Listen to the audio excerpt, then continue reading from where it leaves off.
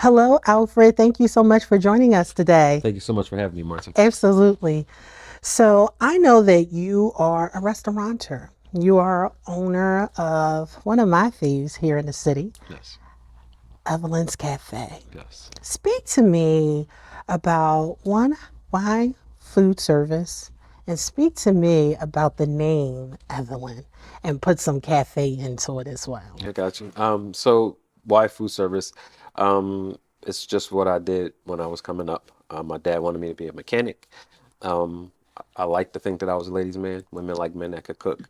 So I went the route of food service, and it just happened to stick with me. I come from a food service background as a family, so it just kind of came natural. Okay. As far as the name Evelyn's Cafe, it's named after my mother, Evelyn.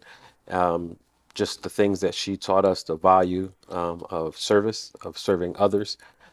So we just have a little spot where we just service people and we just cook good food.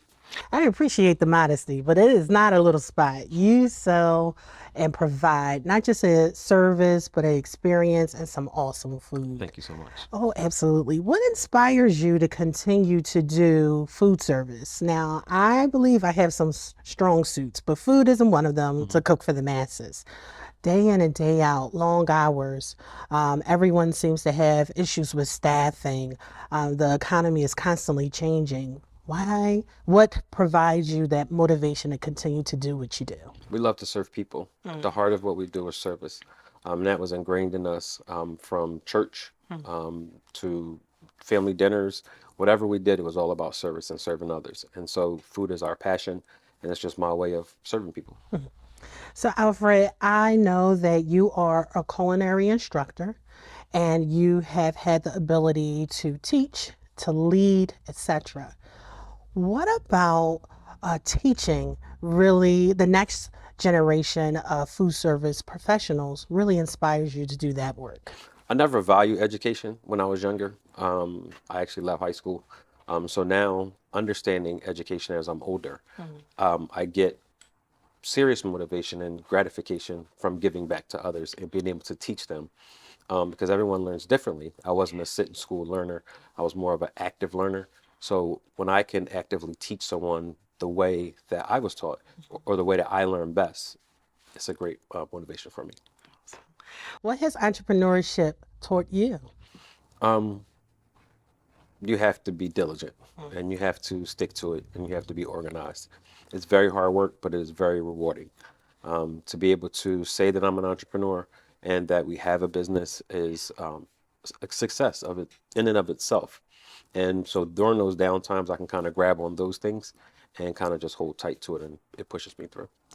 Speak to me about what advice you would give a budding entrepreneur in food service or just someone that just wants to start their own business. Well, first find a therapist because you're going to have some trying times.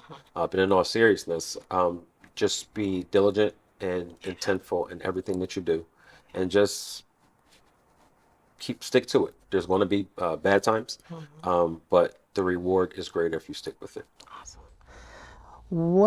I know you've been in business a little over a year, Yes. but at this time, can you speak to me of one of your accomplishments? Well, we have gained a bit of notoriety in the area, and people, when they think of us, they think of some of the great places in the area. And to me, that is a major accomplishment to have my mother's name mentioned with some of the great restaurants in the Philadelphia area. So that's one of our major accomplishments in our first year. Alfred, every time we connect, your generosity, your warmth, and wisdom is so inspiring. Thank you so much for joining Thank you us. for having me, Marta. Absolutely.